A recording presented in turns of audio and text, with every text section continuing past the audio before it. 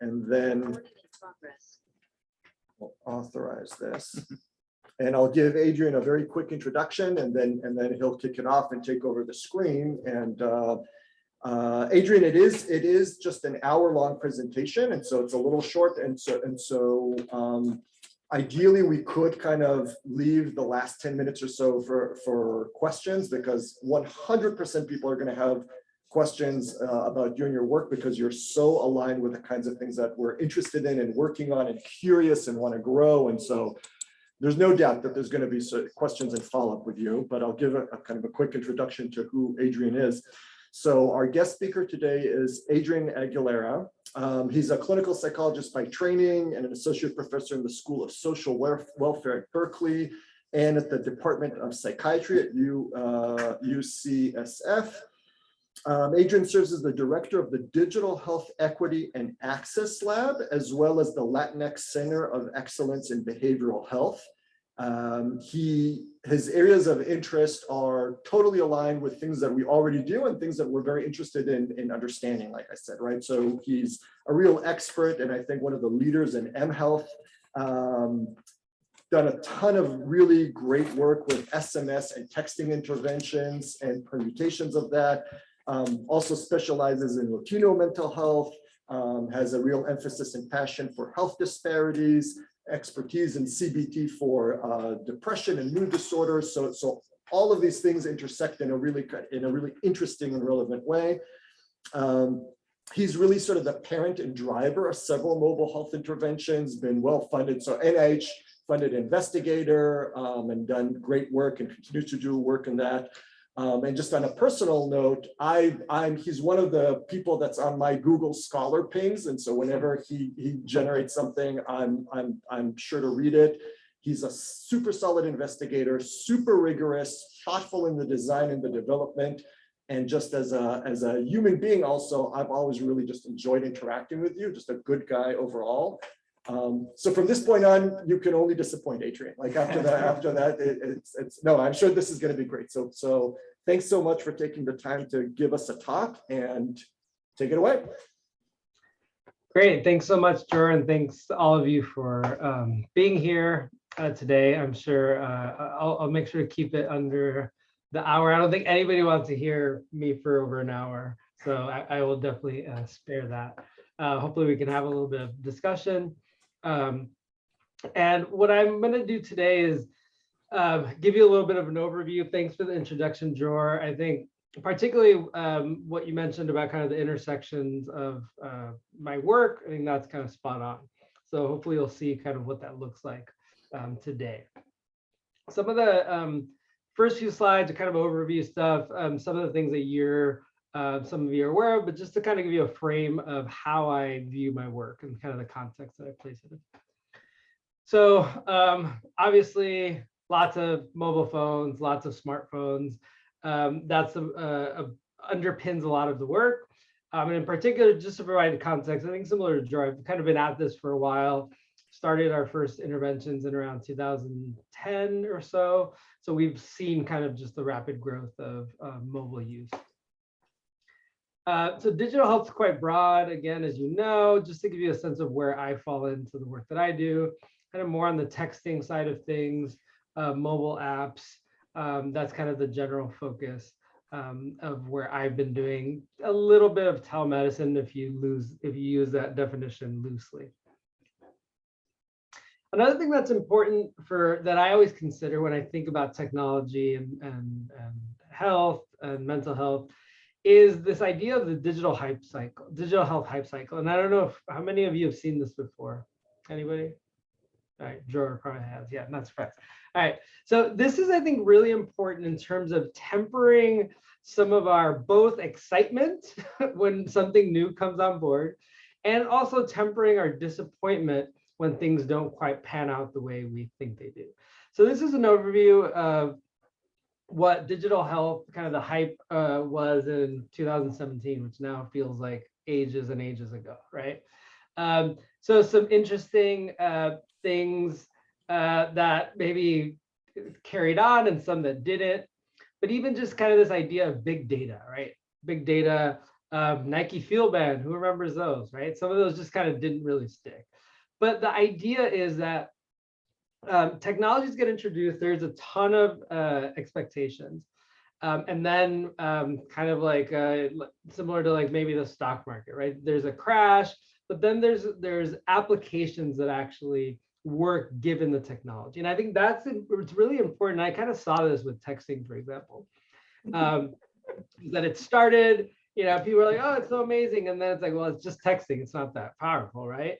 But then people realize, all right, there's places for it. And I think for the different technologies that we use, it's really important to have that framework to not get enamored by the technology, but to think about what is the utility of this thing. So don't fall in love too much and don't be overly disappointed, right? Keep things temperate. And so here you can see things move along.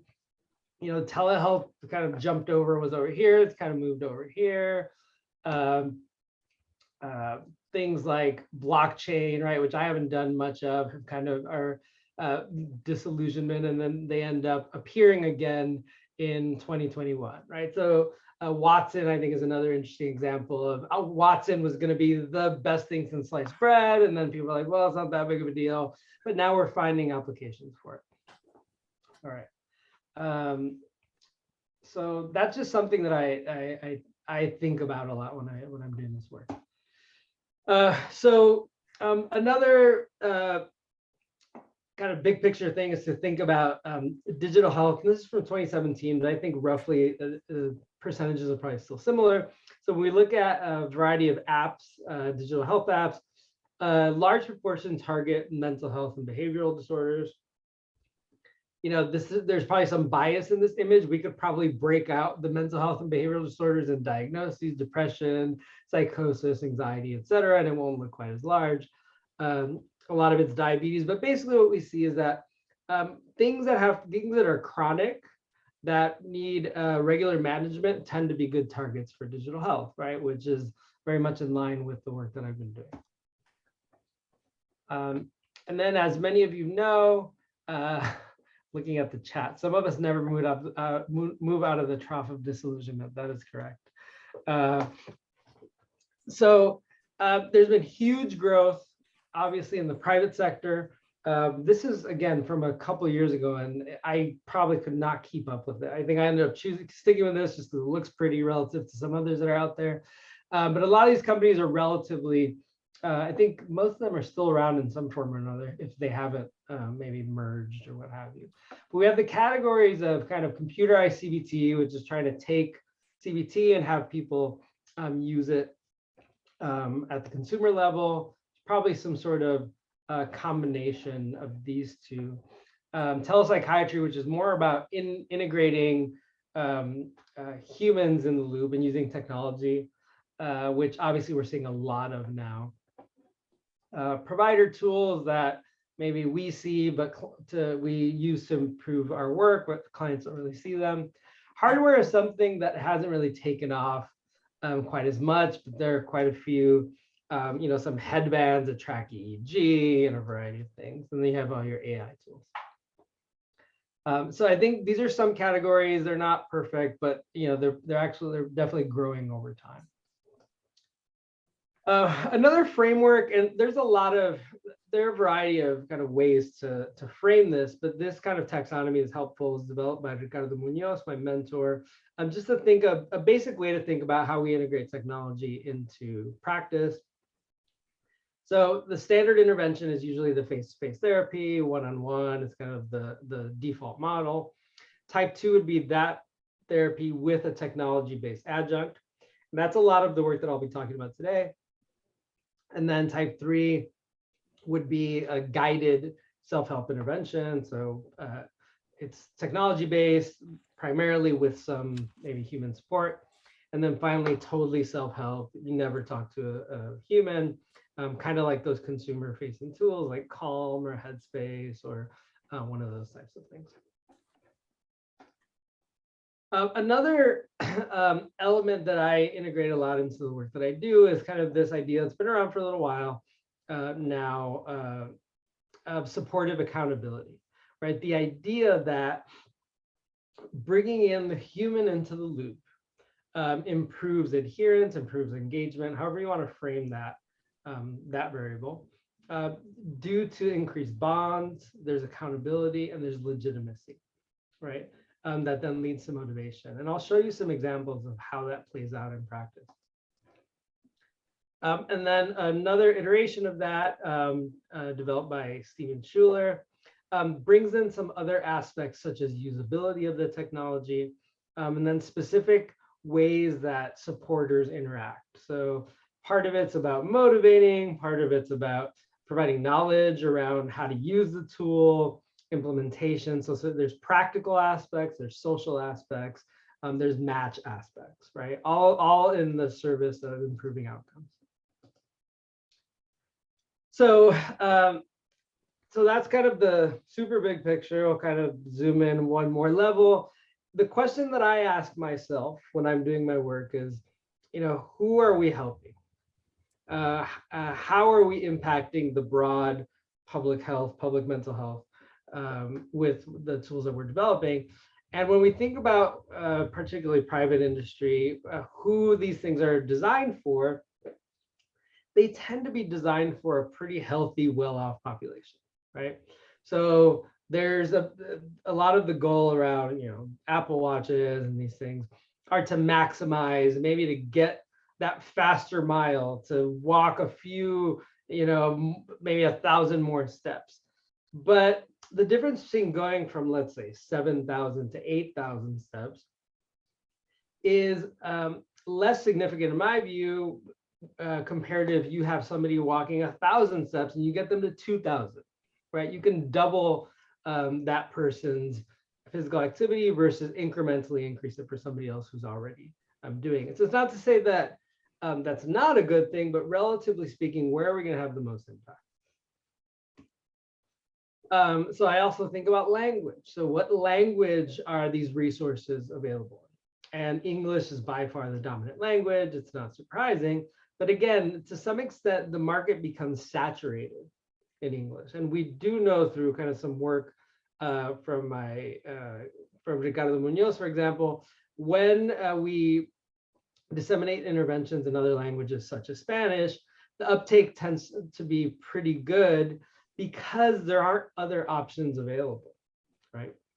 There's an increase in kind of translation of applications, but it's still a small percentage compared to what's available in English. So again, how much impact can we have, particularly when speaking other languages intersects with need and marginalization, et cetera.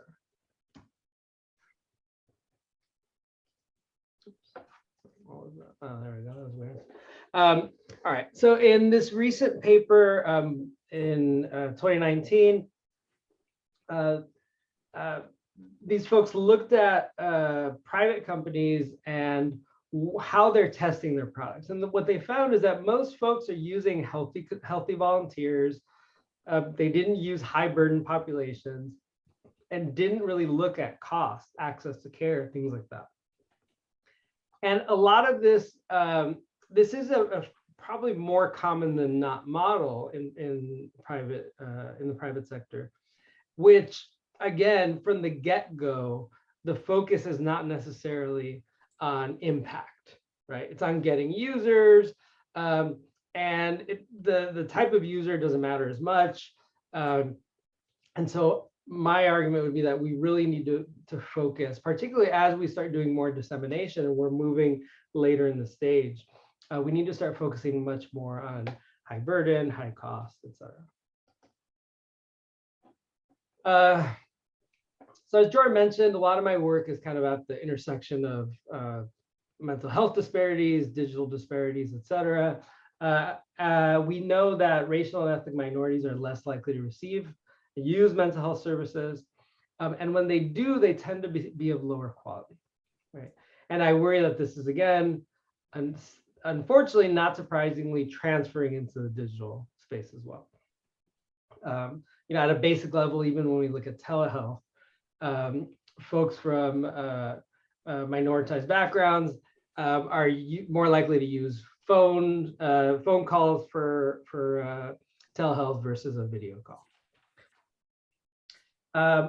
many patients also face challenges in completing some core functions of apps, right? So just mood tracking, tracking diabetes, glucose levels, things like that. So digital literacy becomes an issue. And as we wrote a couple years back, really the main concern summed up is if marginalized and underserved populations are not considered during development, these technologies might actually further entrench rather than becoming tools to overcome disparities. And so that's really at the core of all the work that I do. This is kind of an element that's embedded in there. When we focus on the intersection between digital technology and underserved populations, we do know that, for example, Latinx populations are more likely to be smartphone dependent, which provides an opportunity if designed correctly, right? Because folks are more reliant on their phones, are less likely to have a computer, but receive information through their phones.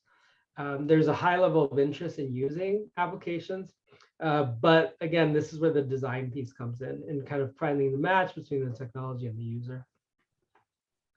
And so far, we haven't done a great job of diversifying our database of digital health interventions. In particular, there's low levels of African Americans being recruited into digital interventions.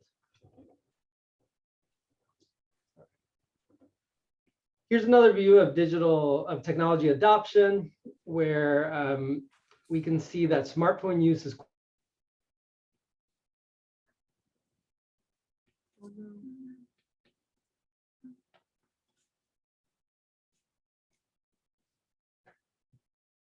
Send in the chat.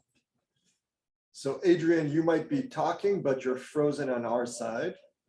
And so we'll wait maybe for things hopefully to unfreeze, but just be aware that we're not hearing you. And the Possible screen is- we're the frozen ones. I guess if you were hearing us, then that's nothing on that computer. Oh, so it's Yeah. frozen all over.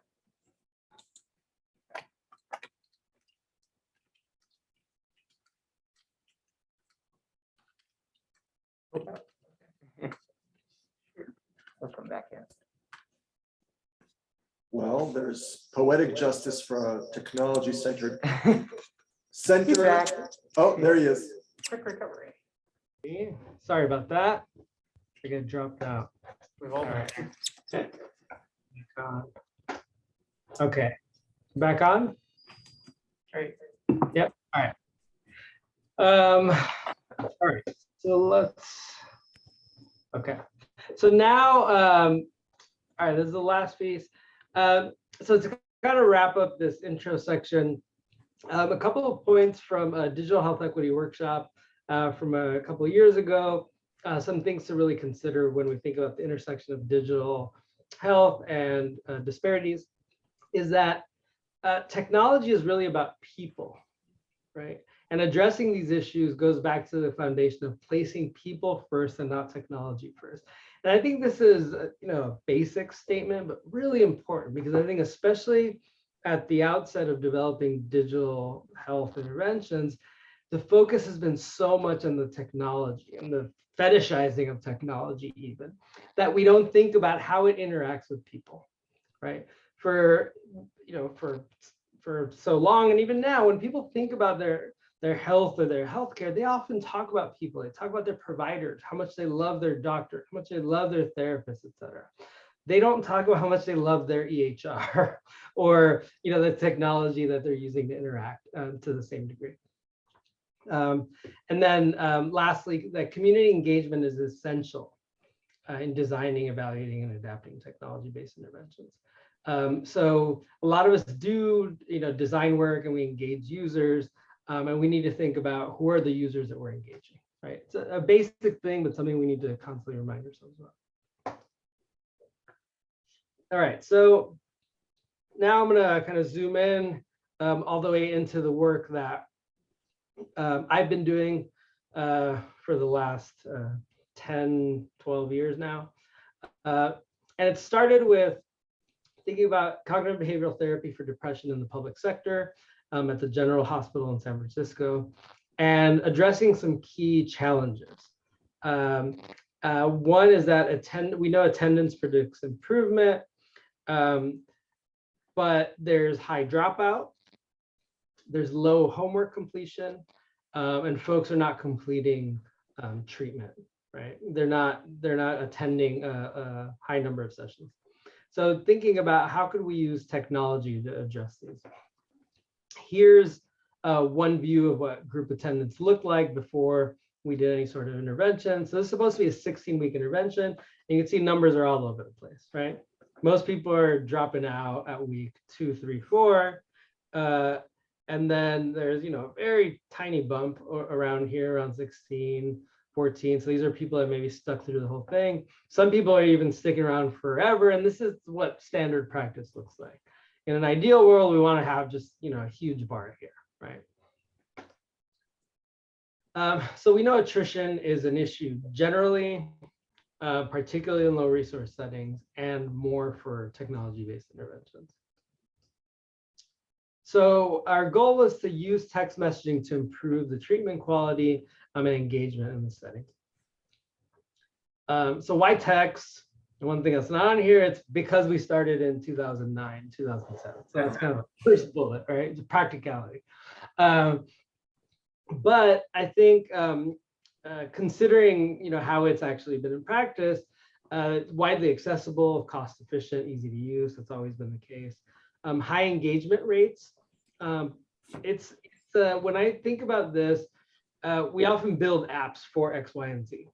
The benefit of doing messaging apps is that you're using an app that people already use every single day. So we don't have to fight for space on the first page of someone's phone because it's already there. And because it's something people use with others, there's an embedded sense of personal connection that we can kind of lay on top of, and we don't have to necessarily build from scratch because there's something, that our brain tells us when we pick up the app that already signifies connection. So the intervention we used was a manualized intervention for 16 weeks with rolling admission. Most of the data that I'll show you, the quantitative stuff, all of the outcomes are all Spanish speakers. And what we did is we compared a control arm with the standard CBT intervention with the intervention arm that had messaging. And that was delivered by myself and either another social worker or psychologist. All right. These are the patient characteristics. So I've highlighted some key data points. One is kind of the average age, particularly thinking about technology and who's using it. The age of being comfortable using technology is increasing over time. One factor that I think we don't consider as much, but that is important, is education level. We often talk about ethnic and racial minorities. We talk about socioeconomic status a little bit, but education is a key factor because it has to do with how people are processing information, how much practice people have had at abstracting, at understanding what a table is, what a graph is, etc. So we, in a lot of ways, we've started doing this work with, not the ideal in the sense of people whom this would be easy for, right? But that's kind of the theme of a lot of the work that I do. And nonetheless, people own smartphones at very high rates, but not all of them even use text messaging. So we had to do a little bit of teaching early on how to do it. And now at this point, we're pretty much at close to 99% of smartphones. Owning a smartphone is not an issue. People still ask about it. It's really not an issue, as you all know. But what is an issue is whether people can use the tool. So everybody owns it, but they don't know how to use it in the same way. All right, so this is the homework for the manualized treatment that we used kind of as a basis of transferring this into the texting intervention. Folks are asked to rate their mood on a daily basis and indicate some other metric, either having to do with thoughts, activities, social interactions, for example. The mood text, so the components that we built in are mood monitoring text, theme-based text messages, which pair with what we're talking about in session, medication reminders, and group attendance reminders. There we go. Oops. All right. So mood monitoring texts were sent out randomly between 8 and 8 during the day, asking people to respond with a mood and a message about what they're doing or thinking. We responded to feedback at random, about 20% of the time, using a variable ratio schedule to try to get people to kind of engage a bit more, right? Using the kind of slot machine effect. This is an example of some responses. So you respond with an 8. It looks like you're feeling good. Think about what you're doing or thinking to keep your mood high. So kind of a basic response, right? It's not a full-on chatbot. I think as these things go, we can kind of make it a little bit more intensive. But there's trade-offs, as you'll see, in terms of thinking about how the relationship plays in versus how the technology is taking over. These are the theme-based text messages. This is an example of something we'd send during the thoughts module, during the activity module, or during the people module. Medication reminders if folks elect to take them whenever they want. These are just general. And then group reminders. So data is then uploaded into our Healthy SMS system, and we use this to review in session. So you can look at the pink line is patient's data. And here I would focus on, for example, on Tuesday, responded with a 6. So kind of okay mood, not too high. But then the next day went up to an 8. And so we can highlight the discrepancies of 6, estoy en casa, I'm at home, versus 8, estoy con una amiga, I'm with a friend, right? So here we can explore the thoughts around these situations or the simple activity. Maybe this person left their house, and where are they with their friend? How are they engaging, etc. So it provides the tools to teach the content of the intervention. We also can track kind of PHQ-9, how folks are doing over time on a weekly basis. Keep track of how many sessions people have attended, etc. And the main outcome, you may be asking whether there were significant clinical differences. So we weren't able to find them because there was a lot more dropout for people at the in the non-texting intervention. So the power to detect the differences wasn't there. And this was a K project, so it was, we didn't have as many funds to do that. But where we did find some key differences, which is why we kind of focused on this even to begin with, is that texters attended many more sessions than non-texters, so over twice as many sessions, right? And even more dramatically, time till dropout was a lot different. So people in the texting condition didn't drop out until about 13.5 weeks compared to 3 weeks. And the way I think about this is, when we think about folks who are depressed, it's a disorder of motivation, right? So it's common to go start treatment and then stop going. But maybe in a couple of weeks, you're still getting text messages, maybe people are still bugging you, and you have enough motivation to say, all right, I'm going to try it out again, and I'm going to go back. And so we were able to get people to re-engage who otherwise would just completely drop off.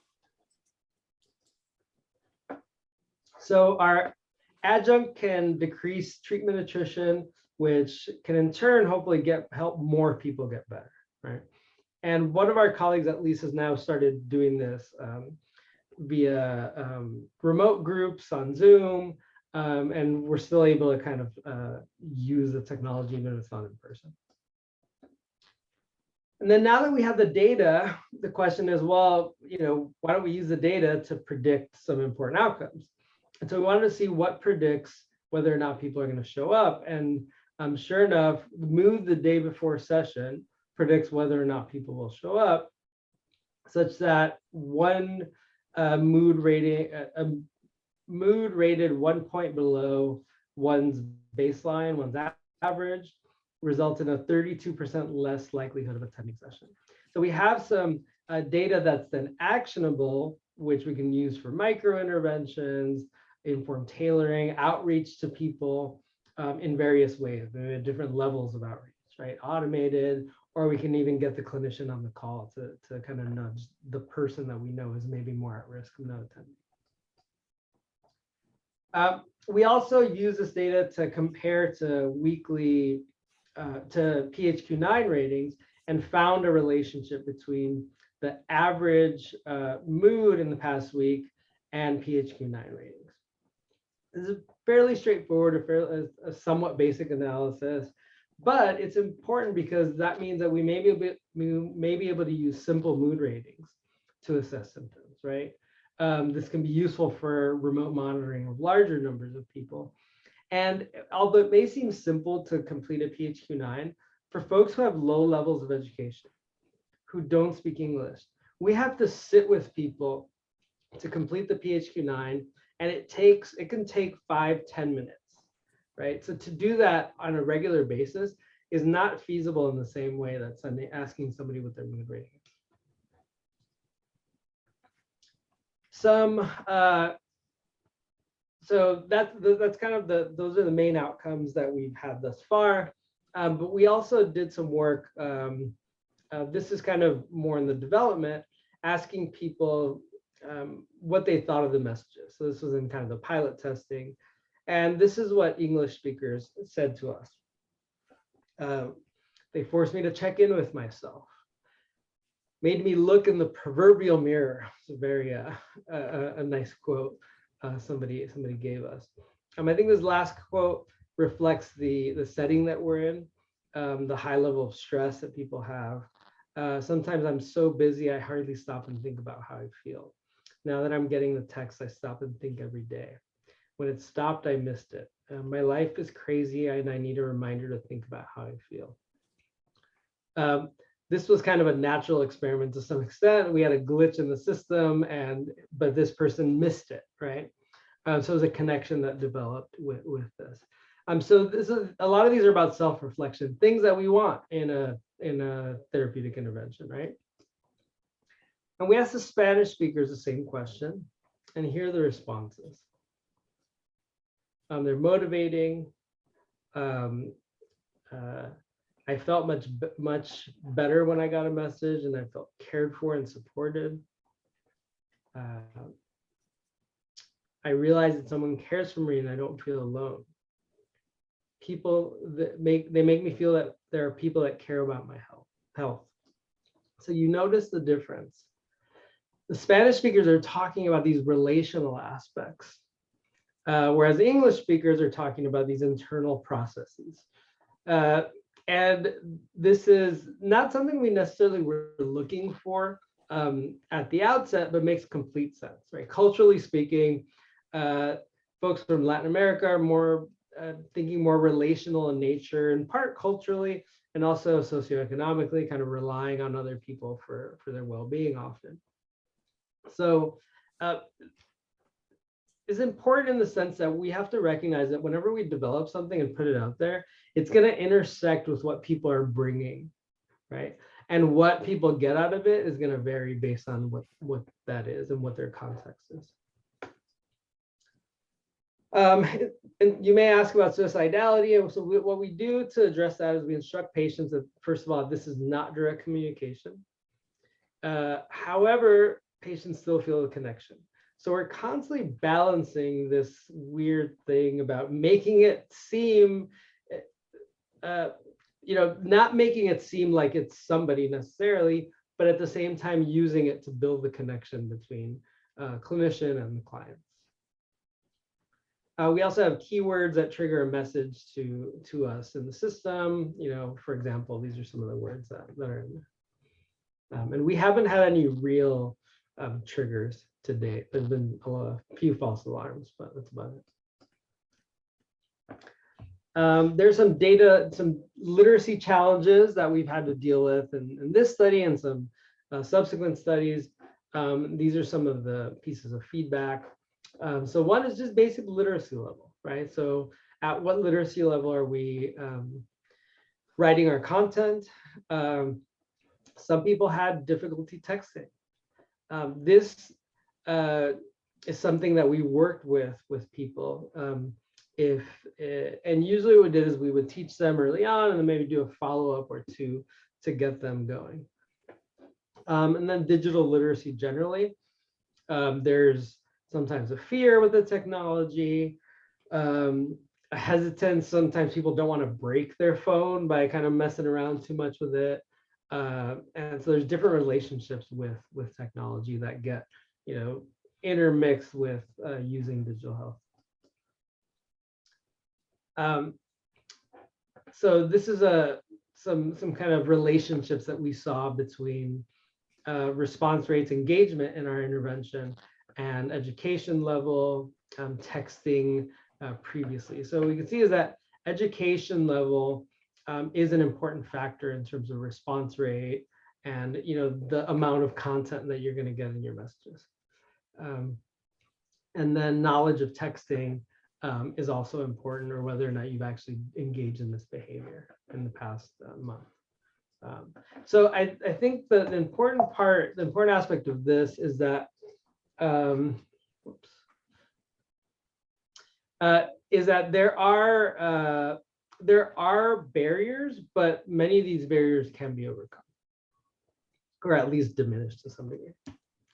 So some of the lessons so far in this mood text work is that patients who text attend more and stay longer. Prior day mood ratings predict attendance. Mood ratings can approximate PHQ-9. Patients like interacting with messages generally. And digital literacy issues are real and they are addressable. All right, so I'll run through these next ones that are a little bit more kind of ongoing. So I'll tell you about them, but don't have as much data. So it's kind of more of a preview.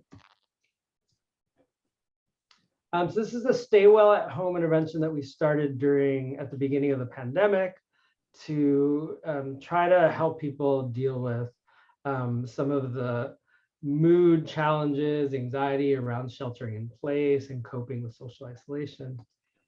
So we sent messages on a daily basis with different tips on how to manage mood, and then also got mood ratings on a daily basis. We did this in both Spanish and English.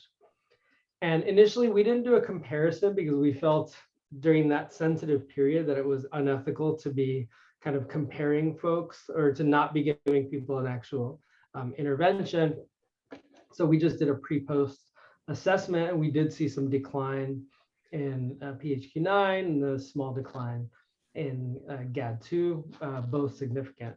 And we're following it up now with a trial that has a control condition, and we're also integrating a reinforcement learning algorithm that's utilizing the mood ratings to try to target messages a bit better for users.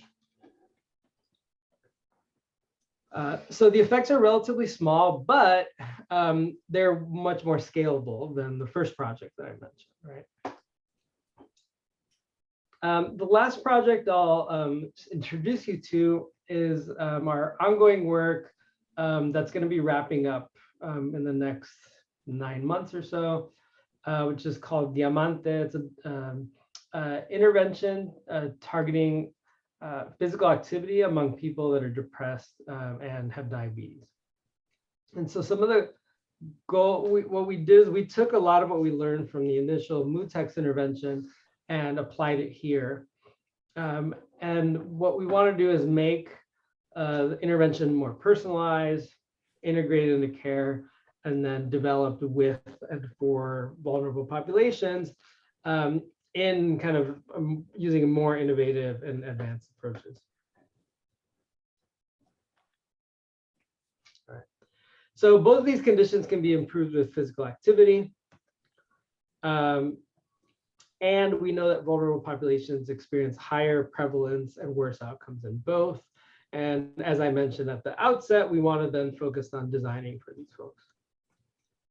And there's different ways of personalizing, but most apps to date, and we're getting better here, but most are not personalized.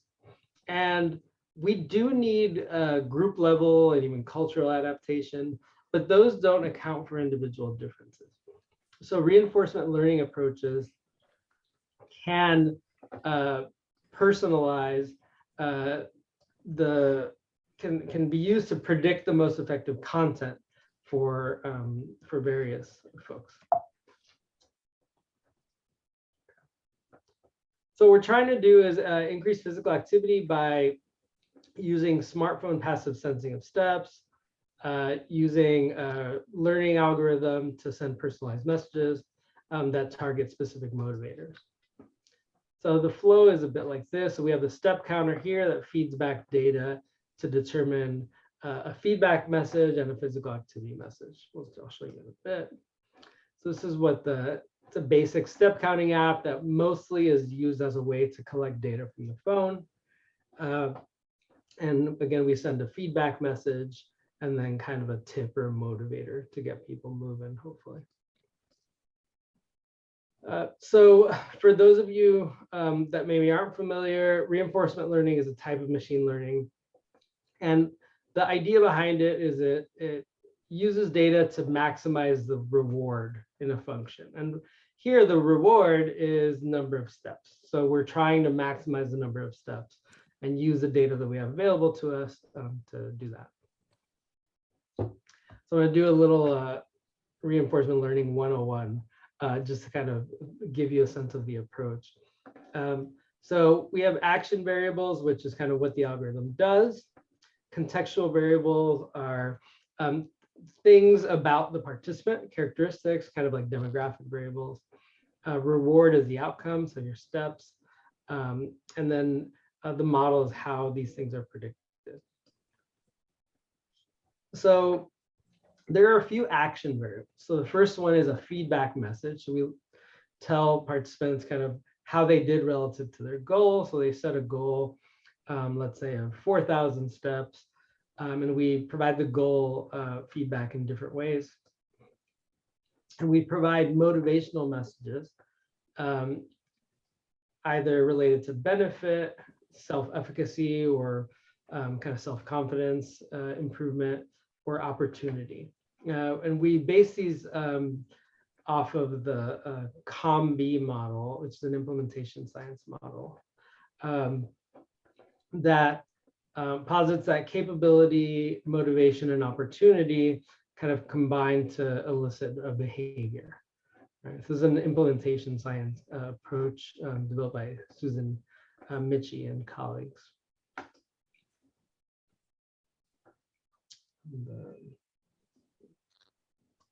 There it goes. We're also trying to personalize based on time. So messages get sent at different times of the day. And then these are the contextual variables. The slides aren't advancing. Okay, these are the contextual variables. So history of number of steps that people have had, demographic variables, and then how many days since they've got a certain message. So these are all factored into the model. And this is kind of what it all looks like when it's put together. So each morning, the algorithm is retrained on data of all participants. These are the action variables. So we take into account which messages to send, when to send them. Each of these is an action that sometimes is combined into one. Contextual variables, which some change, some don't. We even take into account the weather, for example. And then there's a calculation of the reward, which is steps yesterday minus steps the day before. And then we determine which message, the algorithm determines which message is more likely to lead to increased steps. So in this case, a benefit message is predicted to lead to more steps, and something's randomly pulled from that category. It's also important to note that even if the benefit message is the strongest message, it's not going to be the one that gets sent every day. The algorithm needs to kind of learn also which combinations of messages. It may need to fail one day in order to get some benefit the next day. So this is all kind of running. These are all calculations made by the algorithm. So this is a summary. We train 3 different algorithms, evaluate the reward, and then the algorithm learns which messages or sequences of messages are most effective based on previous observations and what's going on right now. So what we want to do here is personalize, test in a resource-constrained environment, and by doing these things, innovate from the ground up as opposed to trying to develop, let's say, this algorithm and then try to adapt it to this setting, where oftentimes there's failure in that translation. And here, only some of the people I have to give thanks to, and I'll add you all to the list. Thank you for sitting by and listening to all of this. So. 12 minutes. Thanks, man. That was great.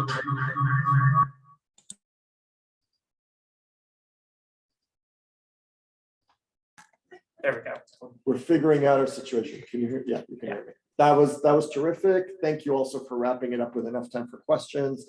I got several of them, but I'm sure other people do as well. So let's open this up for people who are remote. Just jump in rather than plug it into the chat. Hi, I just had a very small logistical question. Can you hear me? Yep. You had this slide called digital health literacy, where you talked about education specifically. Is that, I didn't see a source on that slide. Has that been published in any of your research? I think you're talking about the correlations. I don't know that we have published those specifically. I mean, it may be kind of buried in it. It hasn't been kind of a takeaway necessarily, but I'm happy to share if it's helpful. Thanks. Adrian, thank you for your talk. I was really interested in all of it, and especially the texting study that you did where patients reported on their mood for the day and you provided reminders about various things that they may want reminders about. There's a study that we did in an addiction clinic with weekly measurement-based care, like remote monitoring as well. We didn't have all the reminders that you had in there. One of the things that we're struggling with for the next step will be like figuring out kinds of implementation challenges. And one of the themes that seems to emerge is that this kind of an approach can feel a little bit divorced from the clinical treatment that they're getting.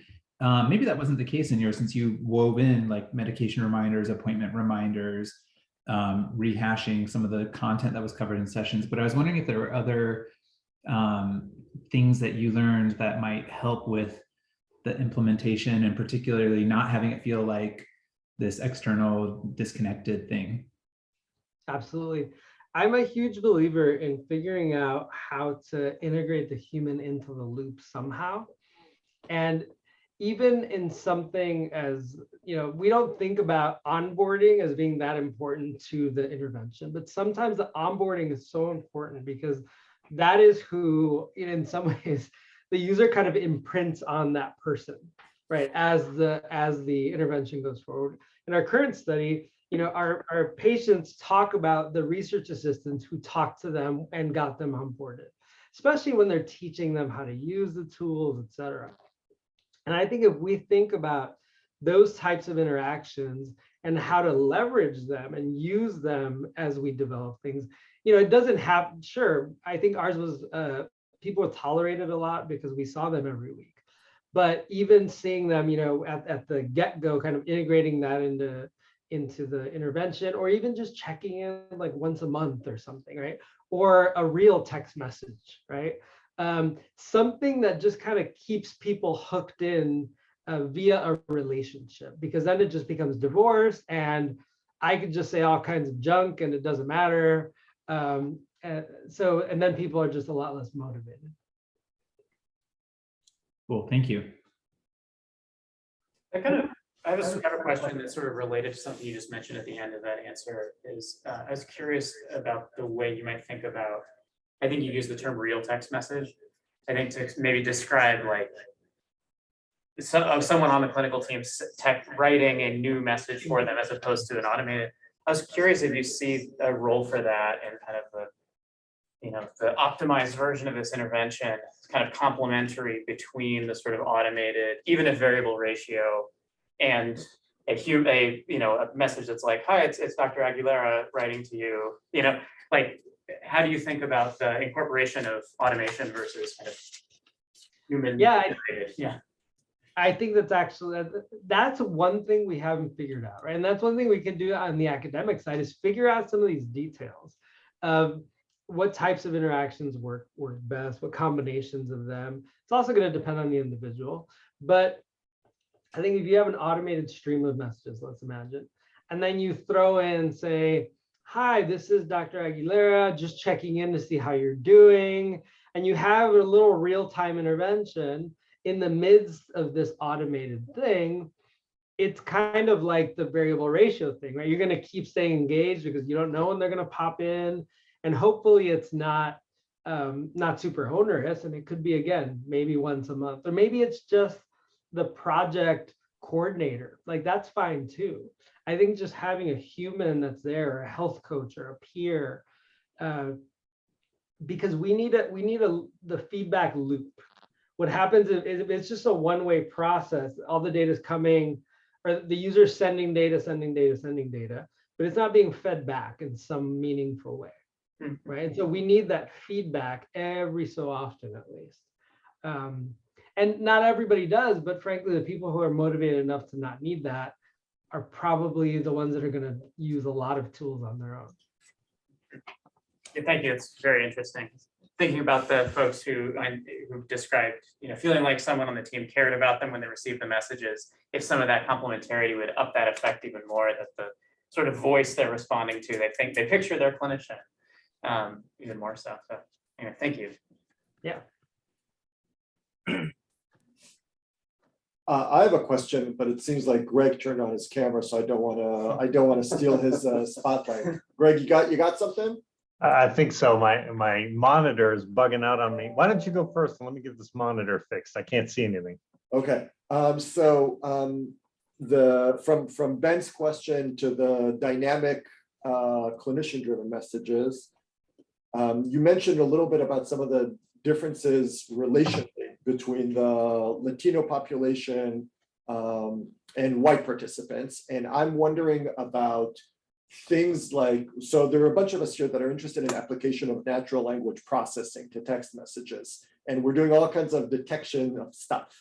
And so can you speak a little bit to that in terms of, have you thought of applying some of these approaches? Are there known differences or things that need to be uncovered and you think are really meaningful indicators that we might be curious about with NLP specifically?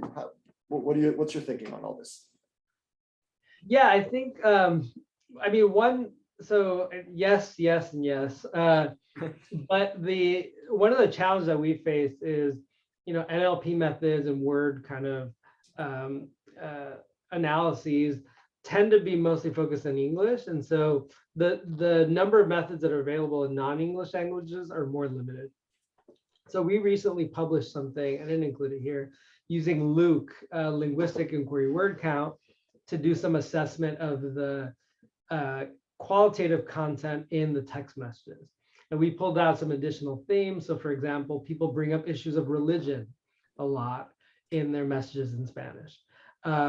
And so I think that there are definitely different themes that can indicate targets for, intervention, areas to focus on, areas to integrate into the treatment that we can glean from language. The question then is, do we have the analytical methods to be able to pull them out? So Luke is one, but there are other more sophisticated methods that may work as well. And again, I think in the service of that does a variety of things. One, it's identifying, picking out some content, maybe sentiment,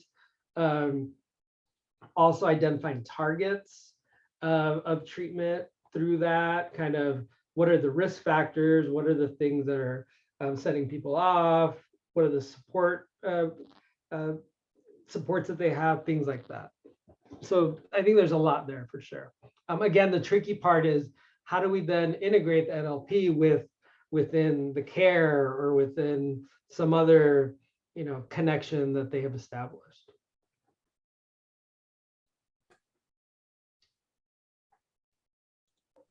A really great presentation. Well, I'm wondering if, so first of all, your presentation, I think that was Ben who was talking. It's a long table back there, but some of the comments he made, I resonated with, and thinking about kind of canned texts versus personalized texts.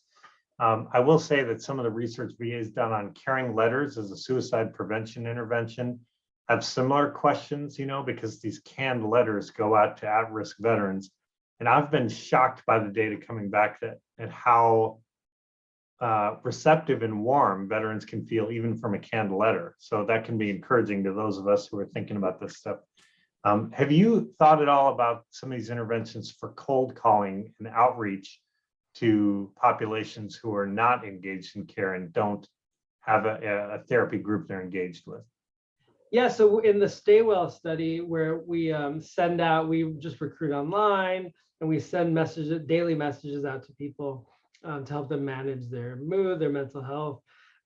We do that, and it's interesting, even in that group, I've looked at a couple of responses. One person recently, actually a few days ago, said, it's amazing that you wrote this message because I was just thinking about this, right? And I think it's kind of like what you mentioned with the letters. Humans often seek connections, right? Even when the connections are maybe relatively loose, but you seek meaning, you seek connection. I think especially when people are struggling with their mental health, right? They're looking for something. And so it's, the approach we've been using is relatively random, unless that maybe person is in the algorithm condition and maybe they're just, we're hitting it, I don't know. But there are potentials. I think on the whole, you're gonna get fewer people connecting at that level, but you're still going to get that. And I think ultimately then the question is, in my perfect world, we maybe start everybody with some automated version, do almost a little smart design kind of idea where people are dropping off and then you jump in and you check in with those and, bump up the intervention or address any barriers that they have, et cetera. Adrian, we're right at time. And so I want to be respectful of your time and everyone else in the room. Thank you so much. That was great. That was great. Thank you all. Much appreciated. We're undoubtedly going to follow up with emails.